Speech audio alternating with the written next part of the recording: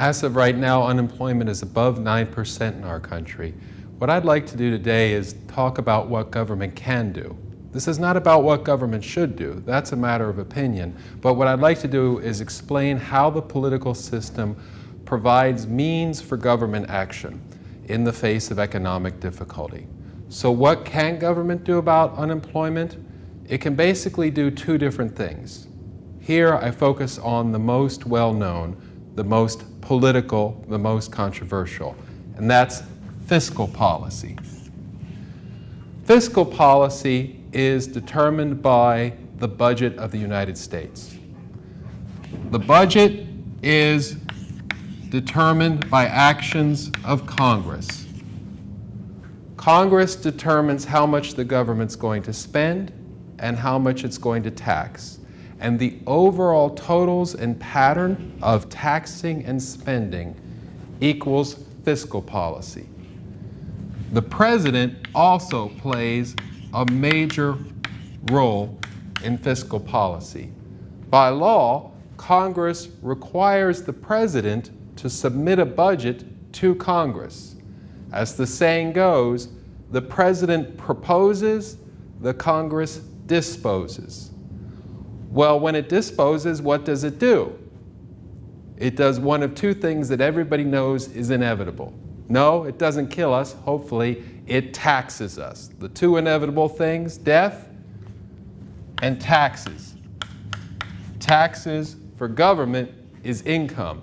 And the major source of government income tax, payroll tax. Taxes you and I pay, taxes taken out of our wages, salaries, taxes that we pay on the income we make in our businesses.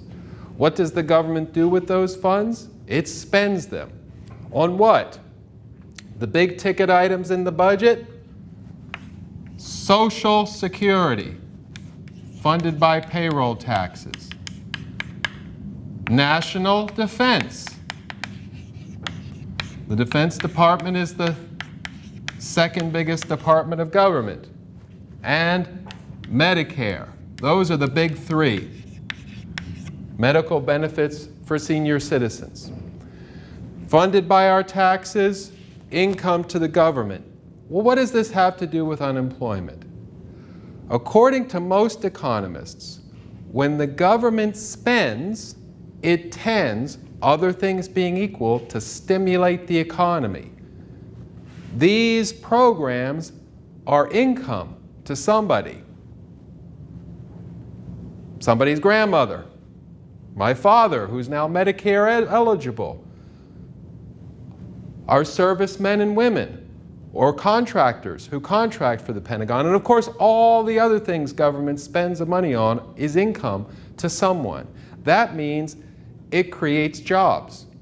The more government spends, the more people either work for the government or work for companies that do business for the government, such as defense contractors, or receive income from beneficiaries of government programs. The doctor who receives a check from Medicare for one of his or her patients. The business whose patrons are spending their Social Security income on movie tickets or restaurants, or the cost of housing and food at the grocery store, whatever that might be. Government spending stimulates the creation of jobs. But taxes have the opposite effect. They slow down economic growth.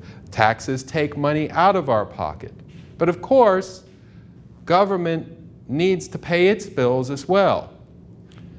Many economists say that when there's unemployment, government actually should run a deficit, because in the short run, deficits are going to stimulate job creation more than slow it down. The problem with this, however, is that when the government runs a deficit, it becomes national debt. The government also spends money on interest. Just as most businesses have debts, most individuals, I've got a mortgage payment, you probably have debts too. We pay interest that services those debts so does government. If government runs too much deficit, the debt will grow to a point that the interest payments will crowd out the other programs, and that would slow down the economy or possibly cause inflation. I'll talk about some other techniques and ramifications in my next presentation.